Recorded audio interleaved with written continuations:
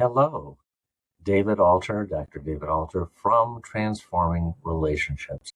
I'm really excited that so many of you are enjoying the content that Eric and I are creating, but I want to ask a favor that's especially appropriate given the episode that I'll be introducing shortly, and that is to please let your friends, your colleagues, family know about the podcast so that we can continue to grow our Transforming Relationships community.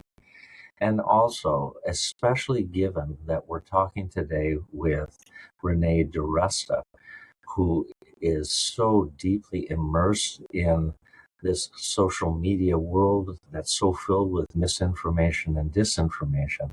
In order for the algorithms that would pick up our content and help us to grow, we really rely on you to like, to subscribe, to follow, so that our community can grow. So with that, I want to introduce you to part 2 of our interview with author and scholar Renee DiResta. Bye-bye.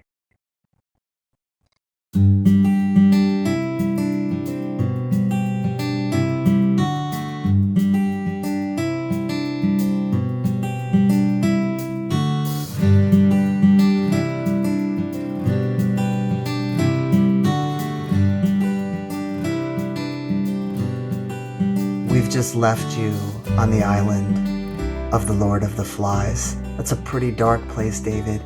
It's as dark as the black t-shirt I'm wearing right now, which if you're watching our YouTube episode, you will realize we're not recording this summary at the same time as Renee's interview.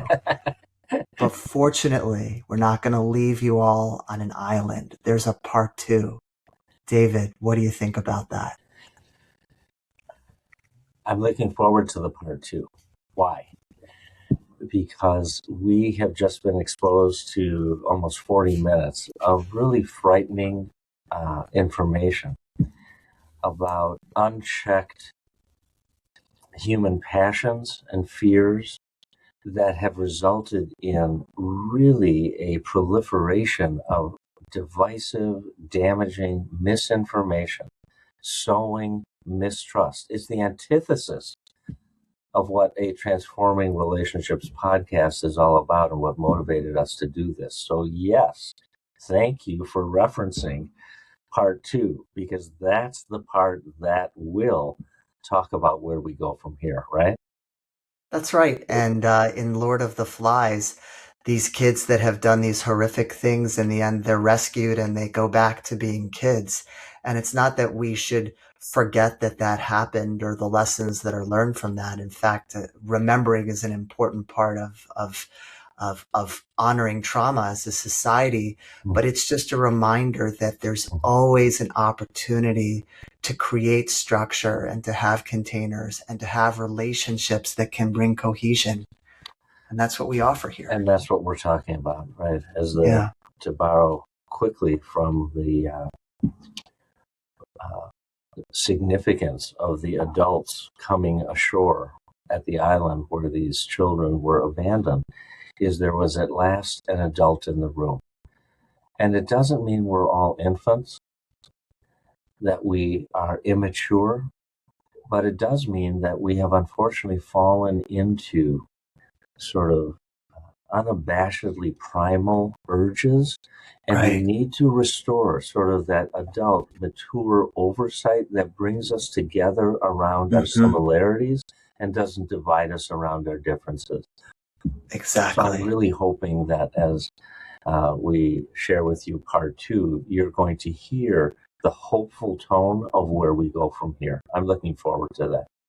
Me too. Until then, we will see you. Take care, everyone. Bye-bye.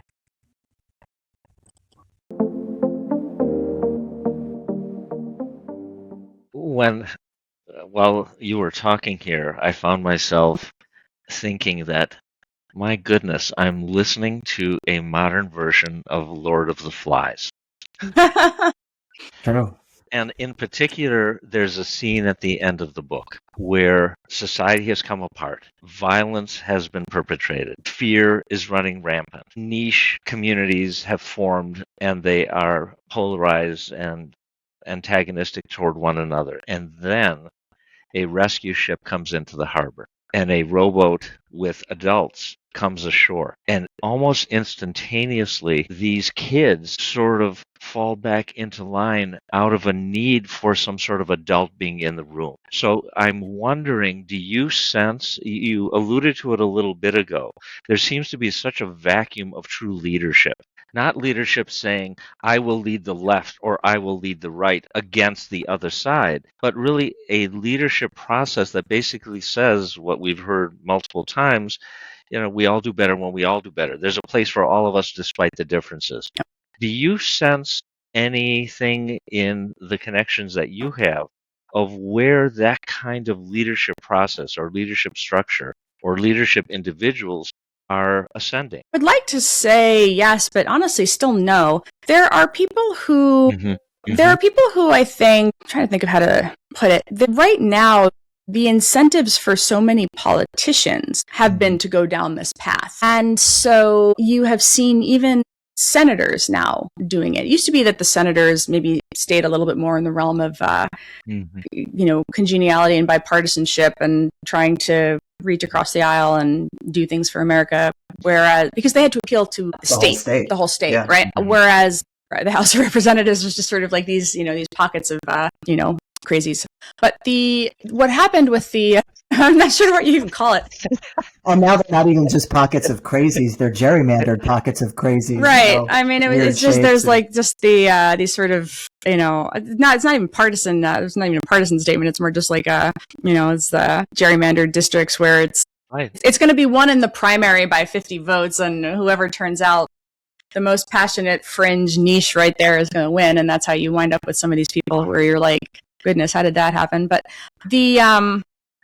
but what happens with what you're starting to see with the states is they capture attention online, and the sense is that what happens online now steers what's happening offline. And until there is some election that shows a divide there was a new paper that actually just came out this week that seems to indicate that online influencers and online communicators do shift and sway opinions, and that there is persuasion happening there because of a variety of reasons. Mostly they're not seen as media. They're seen as being just like you, of the community, like you're communicating with a friend. There's some interesting research out now that suggests that AI chatbots are also in this realm of like persuasive entities where people are receptive to shifting and moving, as opposed to this idea that very few people shift and move. So that, are these replicable findings? I don't know, but this is where some of the sort of new persuasion research seems to be.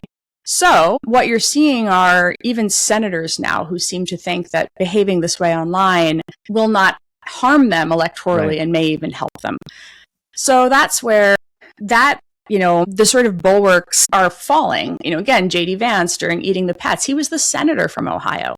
That's where you would have expected to see, no, this isn't happening. Or, no, eating the pets isn't a thing, but let's talk about this immigration issue anyway. Right? You can do that, you can redirect the topic to this other, to this big issue you want to talk about. You can still have that fight, but instead he chose to just pick up and piggyback on the rumor because that's where the crowd was. Mm-hmm. The very online crowd also, by the way, it's important to note that when Trump said that phrase during the debate, a whole lot of people went and Googled it because the offline people didn't know what it meant, right? It hadn't yet leaped off the page. Trump saying it in the debate was what took it from the sort of, from the screen to the average person. And there again, you have the sort of sitting president of the United States who behaves like a Twitter troll as opposed to a statesman. The Rob Reiner murder that just happened, there again, you started to see a handful of people, even from the inner circles of the right, saying, hey, this is really a gross thing for a person to say, right? Where Trump was sort of made Rob Reiner's murder about him and about the fact that Rob Reiner had previously been mean to him or criticized him. So this the norms reset. The problem is like the norms are downstream of the online behavior. As long as the online behavior is we can own our enemies at all costs, nothing is too nasty to do. This sort of constant ratcheting up of, well, they said this to me, they owned, their guy owned my guy, their guy got my guy canceled, ergo, I can escalate. That constant sense of escalation means that unless and until kind of key leadership comes in and tries to say like, okay, the norms are really out of control here, we need to reset, it's going to continue to go in this direction. And right now the political leaders feel incentivized to do more of it, not less. Again, Marjorie Taylor Greene is the one who Go ahead, Eric. Came out of nowhere with this, this sort of commentary, and because she personally experienced the consequences. So Renee, I know we're running low on time. I'm going to ask you a question with two impossible tensions, but they're the two areas we really need to get to before we finish. One, reflect more with us about where the solution lies. And two, what about generative AI? How is that impacting things? How is that going to make it harder to get to the solution? What are your thoughts about those two factors? Yeah, so I'll say generative AI is an accelerant. It is a technology that takes all of the issues that we have and just makes them worse. The trust issues specifically. We have known, those of us who research adversarial abuse or who one of the things that we would do at Stanford Internet Observatory is you ask the question, like, with this as your playing field, this information space, when a new platform comes into play or a new technology comes into play or a new feature comes into play, how does that change what adversarial actors can do? And so since 2018, we and others have been writing about what happens when generative AI comes into the world. And there's sort of two answers there. One, it makes it easier to generate unreality, which means that it makes it easier to trick people into thinking the fake is real. That has happened now with voice, with images, with text, and video is increasingly there. It is not there yet, right? But you'd be surprised, actually, like how credulous I think people are. I was watching a video that had 20,000 likes on Threads yesterday. It just was pushed into my feed of a sort of attractive woman getting into a van from a headstand. And like her body actually changes sizes. Her skin kind of shifts in color as this is all happening, this gymnastic feat. Her hands do some very weird things. But I read the comments. Anytime I see an AI video, I read the comments. And people are just enthralled by what seems like a gymnastic feat. They're commenting on the feat. Maybe 1 out of every 25 comments is, hey guys, that's AI. And I thought, man. We're screwed. Yeah. Because that shatters our sense of reality. Because I think people are not in a mindset yet to be suspicious or skeptical. And the problem is you don't necessarily want everybody to be suspicious or skeptical at all times. That's not healthy either, because that's the other side of generative AI, which is it lets people dismiss the real, right? Which is you see a video of something horrible, right? You see footage from a war zone, and you can just as easily say, no, that bombing raid on that village of civilians never happened. That's from a video game.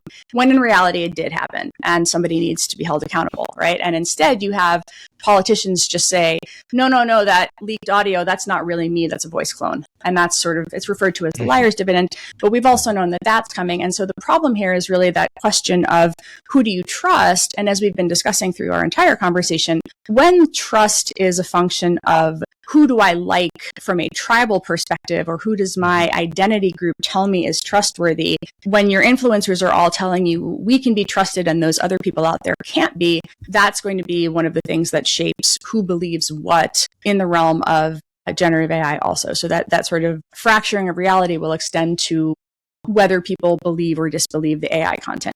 So the technical solution that people are hoping will work is content labeling. There are a lot of gaps in what content labeling can do. It is not particularly reliable. Oftentimes, there are both false positives and false negatives. The problem is that once people have an experience where they realize a label is unreliable, they then don't trust the label. Or they see a piece of content that doesn't get labeled, right? And it turns out to be AI generated, which might happen with open source models. And then they distrust, again, you have the same problem of the error rate in the labeling also becomes impactful. So ultimately, I think one of the potential positive outcomes is that people might trust specific media outlets that say, here is our credentialed photo from a credentialed device that took this photo at this time, at this place. Here is the full credentialed, like step by step. You can see. Yeah, exactly. Like I could envision the New York Times or like a very large media outlet having the means to do that. But that also then creates challenges for smaller enterprises that might not have the means to do that, or parts of the world where that technology isn't as rapidly available. Do we have time for one more question, Renee? Or do you had asked me something else and I feel like I didn't answer it. I'm trying to remember what the other question was. No, I have another couple minutes. What was Eric, should I jump in or do you want to? Maybe we both can, but you go first and I got another one. So in his book, The Anxious Generation, a colleague of yours, Jonathan Haidt, talks a lot about the depersonalization that has happened as a result of different devices and media that takes us away from actually looking face to face at one another. So when I'm listening to you talking about what you've been talking about the last few minutes, it seems to me that one potential solution, because Eric, that's what you were asking about, is what's the solution? What are we supposed to do? It seems to me that there is a level of trust, there is a level of authenticity if people are willing to take the risk to look at each other face to face. I think that's true. This is where I might have gone off on a tangent when I was saying it's not a technical problem. There are people who are doing work like Braver Angels is one group, or America in One Room is another initiative. It's hard to scale those community rebuilding efforts, but this is where after wars or after genocides or after authoritarian regimes fall, you do see these humanitarian type efforts come in that try to build bridges between highly divisive communities across communities. And again, that question of can you do this digitally? One of the problems is that people are not engaging face to face. I have found that, you know, I live in DC and I go to conservative talks and think tanks and places where, you know, I meet people periodically who've written about me. I mean, and, you know, oftentimes, like when you meet face to face, you can find some kind of common ground or some sort of, you can have sort of a rather entertaining conversation, you know, about someone will say like, you know, I used to talk about you on my podcast. It's so funny to actually have you here in front of me. And then they'll ask you a question and I'm like, you know, you actually could have reached out to me and asked me that question before. You could have invited me on, you know, could have, instead of turning it into something immediately acrimonious where you trusted the absolute worst faith interpretation of what some, you know, liar monetizing a Substack told you I did, you actually could have reached out about it. Right. And so I've had some, you know, I've made some friends that way actually. And, you know, you can have these engagements. It does, though, I think, require the commitment to engaging in good faith. I think it also, you know, you do these things and you're like, okay, are they secretly recording? Is this going to be, you know, is this going to be bad? How is this going to be clipped? What is this, you know, what is this going to turn into? So I think it does require a degree of deciding that there's some trust and goodwill, usually through some sort of mutual vouch or something like that. But it is a real challenge. And I think that it's where you get to this issue of it not being a technical problem. It is very much a human connection problem. Yeah, exactly. I'd love to follow up on that. That was just so evocative. You know, you even just almost like said in passing, I've even made a couple of friends out of that. And those are two very different instincts. The one is to be skeptical, guarded, right? And the other is to say, well, this is a different arena.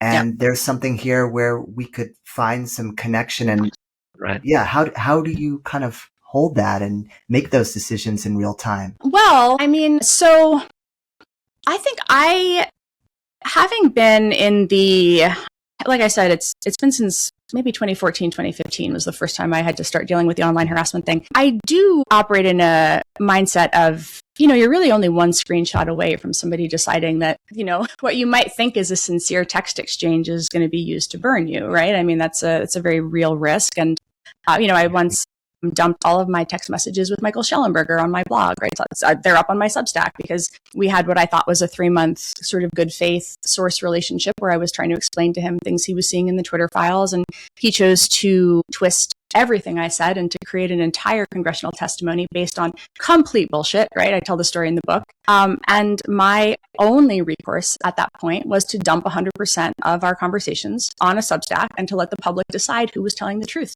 because that's all you have at that point, right? And he got mad. He got mad about that, which I thought was incredible. Like, the idea was that I was just not supposed to respond. I was just supposed to let that lie. Accept it. Yeah, just accept what's in the congressional record now. It was incredible. It was an incredible thing to see that he was wounded by the fact that I would respond by dumping these messages. Yeah. And so I think that, on the flip side, though, you do recognize that at some point you have to say, okay, well, meeting for a coffee or saying, hey, I think you have the wrong impression here. I sat down at Vanderbilt. Vanderbilt has this free speech conference every year, and I really like it because I think of my work as supporting free expression, right? Yeah. When I talk about middleware, when I talk about labeling, when I talk about let this content stay up, but here's how we could think about what gets amplified, what gets recommended, right? How do you balance these equities? Mm-hmm. And so I sat down with the editor of a publication that had published insane articles about me. And I agreed to do it. And I said, look, I'll do it. I just don't want to be the moderator litigating facts. As long as you come having read, the moderator was Jakob Machangama, who I think is wonderful. And I said, as long as I will have this conversation publicly, as long as I'm not there fact checking the other person, as long as you're familiar with the contours of what actually happened, let's have the conversation about the values, about what should happen next, about the question of free speech online, the question of free expression online, and how we should think about those trade-offs. And we had a very interesting conversation. I think it's up on YouTube, and it was me and Freddie Sayers from Unheard. And I think that it was a very provocative conversation. The audience really was engaged. I mean, sometimes they're cheering, sometimes they're booing for one or the other of us, but it's the kind of thing where you can have a respectful dialogue. And I felt like it was an ideal place to do it because the public would benefit from it. And it was in an environment where I felt that it was not going to be trying to convince people of a disputed claim that was going to be handled by somebody else. It was instead going to be about a bigger topic. And that, I think, is the important part. A characteristic of what you've just described that strikes me is that conversation was a complex conversation. There were multiple competing aspects to it. And in a sense, the skepticism or the mistrust to me is what we're hearing is overly simple, overly all-inclusive. Anytime it explains everything, the reality is it probably explains nothing, right? Yeah.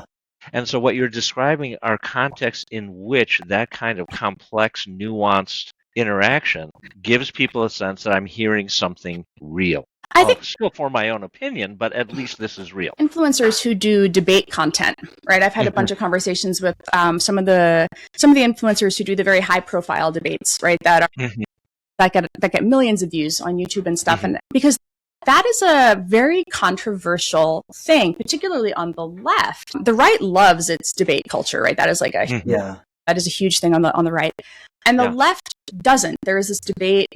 The sort of more DSA left, like the Hassan Piker style left, like they do, I think. But there's this sort of a centrist to moderate left is much more skeptical about it. They believe that you're giving a platform to bad viewpoints, you're giving a platform to bad facts, you're letting people repeat lies. I think that, again, if you have the right moderator where the fact checking is going to, happens or is dealt with, the debate content models that you see online, oftentimes what the influencers who do them will say is that it positions the two viewpoints in the same clip, which means that both whoever watches it hears both sides, right? And they hear them simultaneously. And so one of them was explaining to me that they sometimes get sort of, I don't know if fan is the right word, but inbound mail, where the person will say, I don't actually like you or your viewpoints, but I think that you really kind of dominated in that question. And it made me realize that point of view is actually very thin, that claim is actually not true, that my side doesn't have the facts here. And so they'll actually get inbound from people who say that their views are being swayed by hearing them do this. And so for the people who both get enjoyment out of it and do it well, I think it's really valuable. I went to a real life debate here in DC with Destiny and Dinesh D'Souza, right? Two sort of like, two like online brawlers. But I was like going in real life too, because you can kind of see who's in the room, right? And it was like a packed house, right? You know, many, many, many people in the room. Yeah. And the audience was so engaged. It was the same, you know. Yes.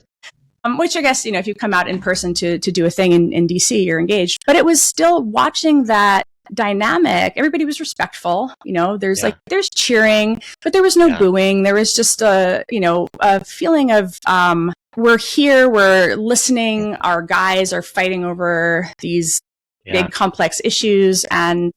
And then, of course, now the content is being clipped and it's showing up online. And so it's having that sort of second order life. But you're seeing, again, that juxtaposition of viewpoints in the same clip where you have to hear both opinions as opposed to preaching to the choir and only getting your clip out. And so I think that there is something to be said for using that construct to try to bridge. Yeah. I have to ask you a quick follow-up to that. Do you think that there's something about being in the room that makes people less invested about whether their particular person wins? That's something I was really hearing in what you were talking about, that there was like an identity of being in the room, and maybe the part of the solution is creating online content where the people who are watching feel like they're in the shared room as opposed to rooting for the team. They're still cheering for their guy, so to speak. You do see, like, if you watch the live streams, which is the virtualized version of being in the room. I was checking to see if people were second screening it from in the room. You know, I was like,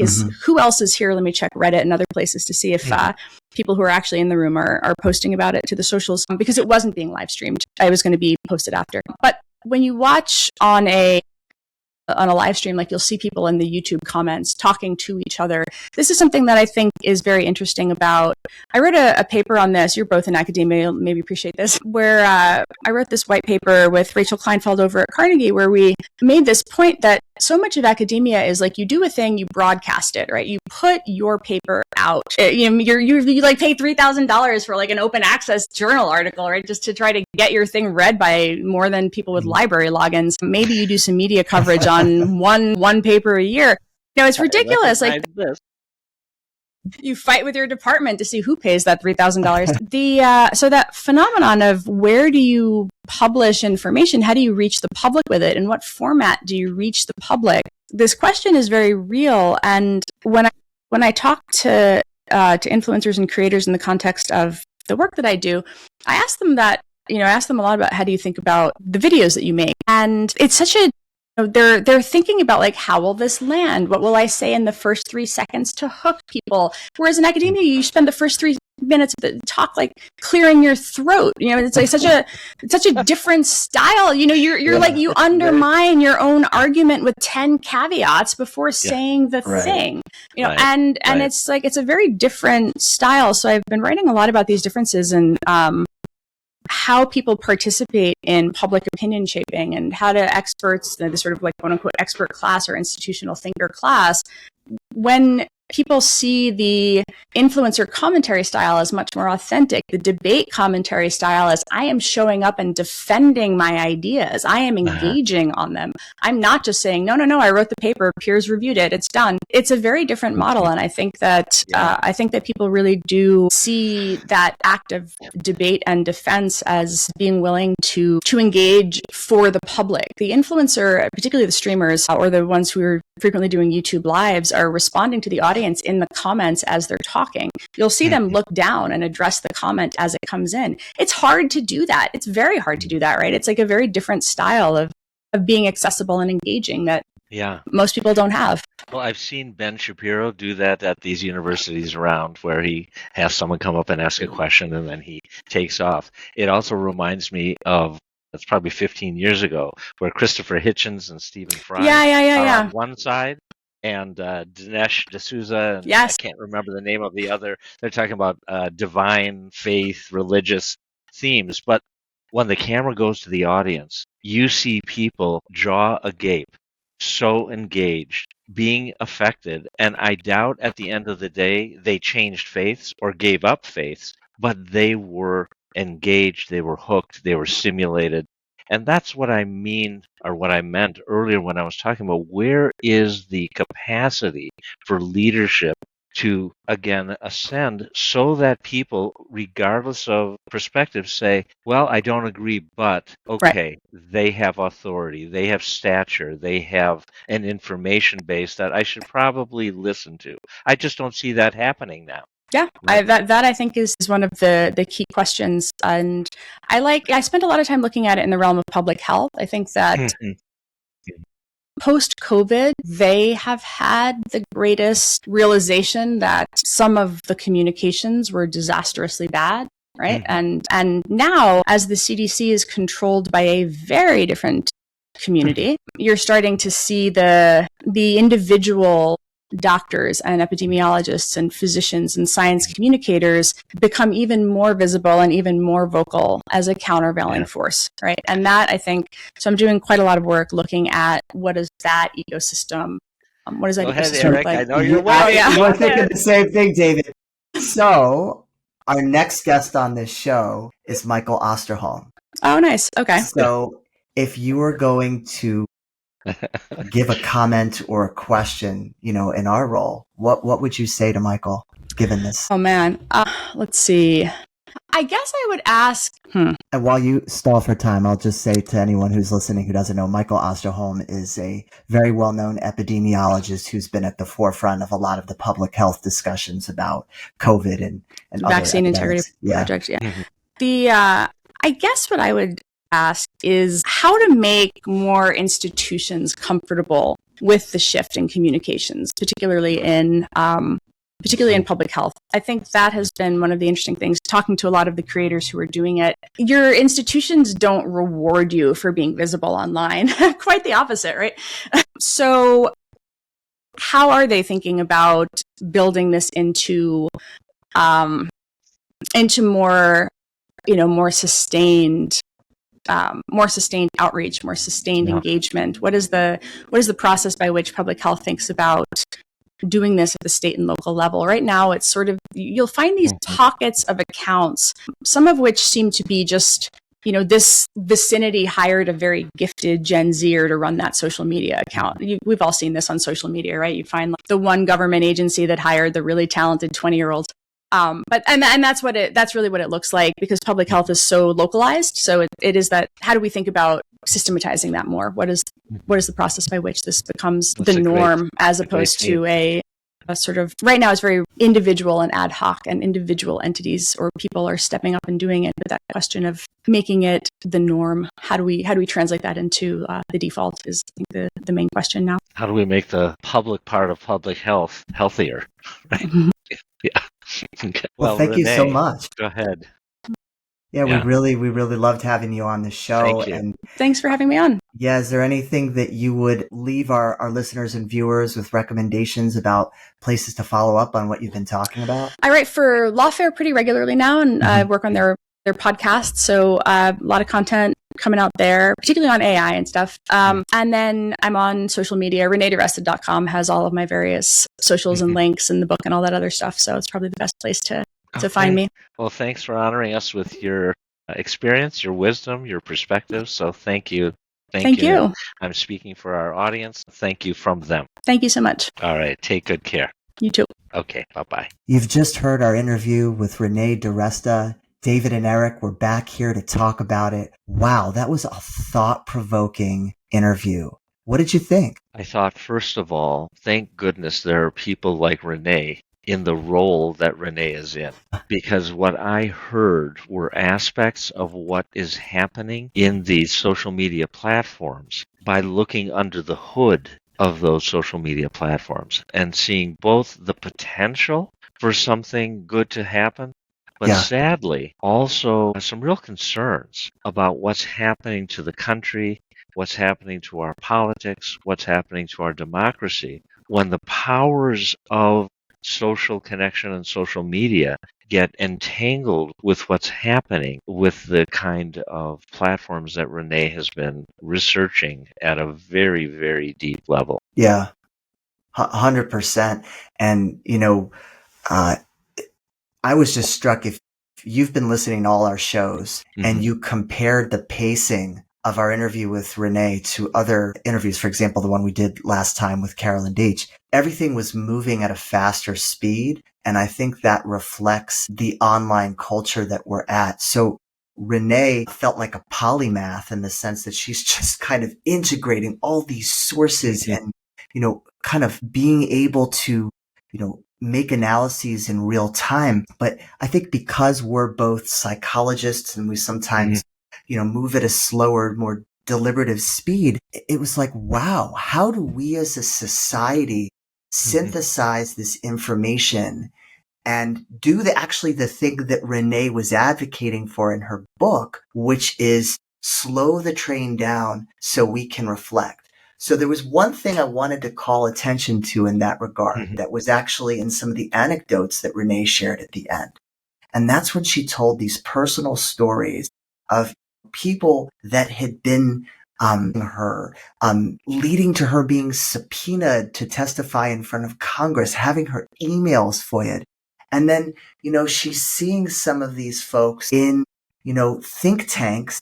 And it sounds like from what she was saying, a different vibe. And there was this sense of, oh, wait a second. It's not gladiatorial all the time. Here's this other human being. And we could potentially have a different kind of interaction. And that caught my attention. It's interesting that you say that. My reaction actually was a little bit different. When she was attacked for being supportive of vaccines for her daughter in the midst of a measles outbreak that could have, frankly, killed her daughter, right? Right. This is a maternal protective urge to say, I love my daughter, I want to protect my daughter. And her position garnered vicious attacks against her. So the point that I'm making is that I don't actually think any of those attackers knew Renee DiResta at all. Yeah. She was a two-dimensional symbol. She's a depersonalized symbol of something intensely personal. And that makes it easy to attack her because she's not a real human being to them. And this is the messed up thing. I was actually talking about a different experience she had, right? So I was talking about the one where she was being interviewed by an influencer and it turned out she was being set up and then she was dragged in front of a congressional committee and they subpoenaed Stanford and they got all her emails and she had to defend herself in real time. But the fact that you were referencing that other story she shared just really speaks to like she has been through everything that she has written about. She's been through a lot, and I guess for me, the thing that I was left unnerved by, and it sort of redoubles my intention to, in my scale in the world, to rebuild real connection, real vulnerability, real transparency, one person at a time. Because what I heard at the larger level were the dangers of depersonalization. Absolutely. The dangers of dehumanization.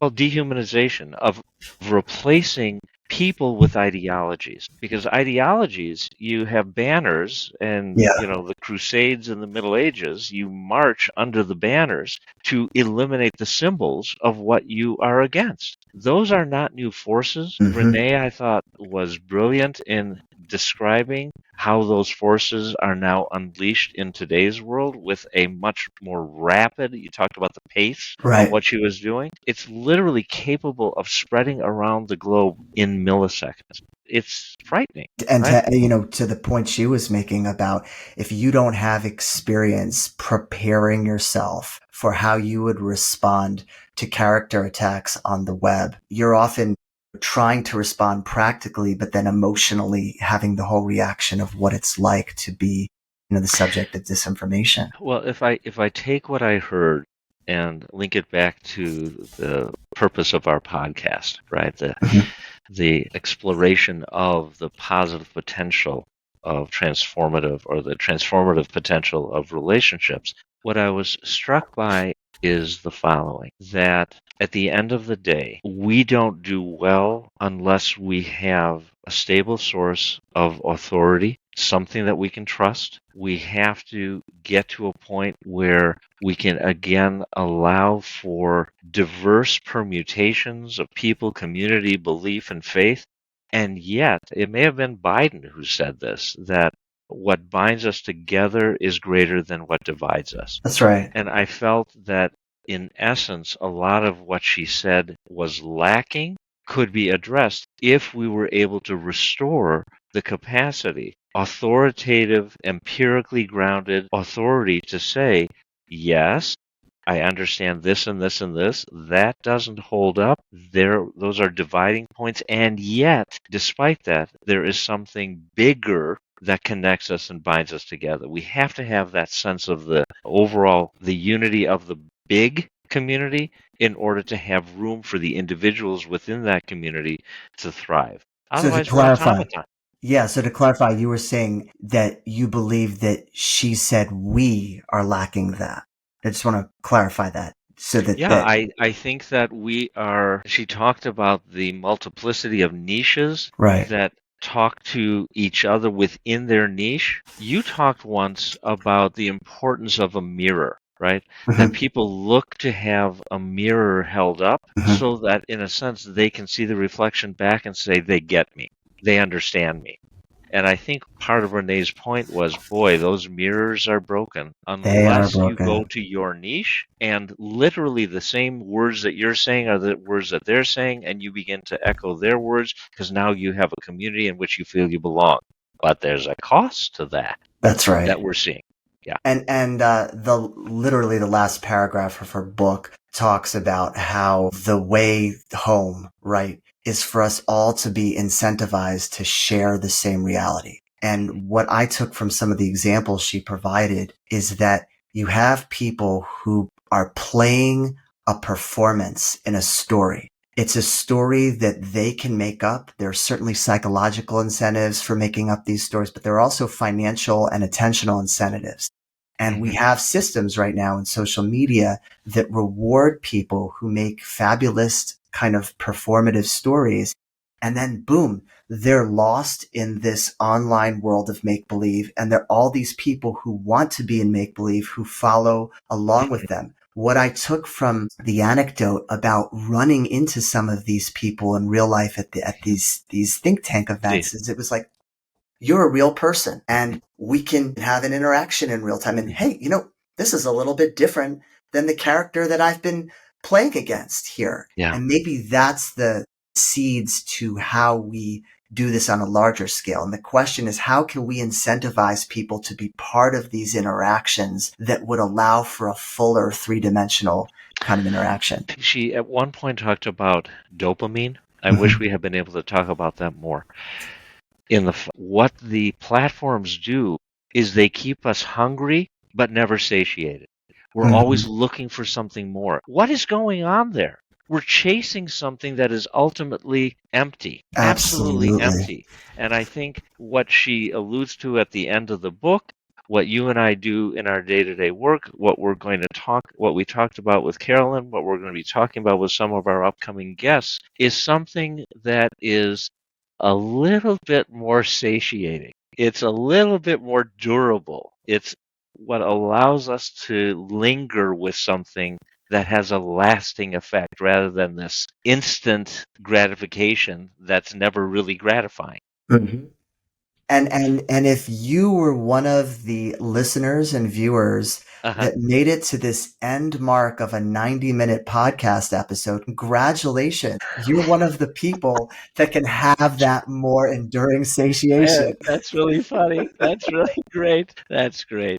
Well, thanks for helping us kind of deconstruct and decompress from what was a really action-packed 90 minutes with Renee DiResta. And as always, we look forward to your feedback. Email us at transformingpodcast@gmail.com. We changed our show name to Transforming, spelled the regular way to avoid confusion. So it's TRANSFORMING podcast@gmail.com.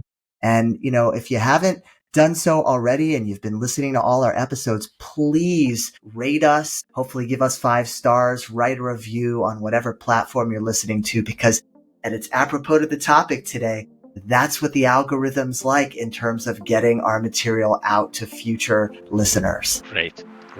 We'll see you next time. Take care.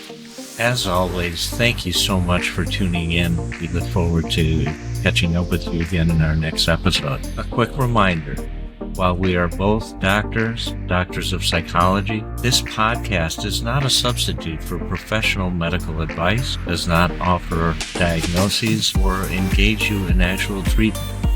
Conversations, the opinions of our guests, and any information that we share here are meant for your general knowledge, your learning, your inspiration, and your motivation to put some of our ideas into practice in your day-to-day life. Remember that everybody's body and everybody's personal health journey is different. So what works for one person may not be right for the next or for you. If you have questions about your health, any psychological or medical condition, or any changes that you're thinking about making to your lifestyle, your diet, your exercise routine, your medications, or some other aspect of your life, it's always best to talk with a qualified healthcare professional who knows your personal history.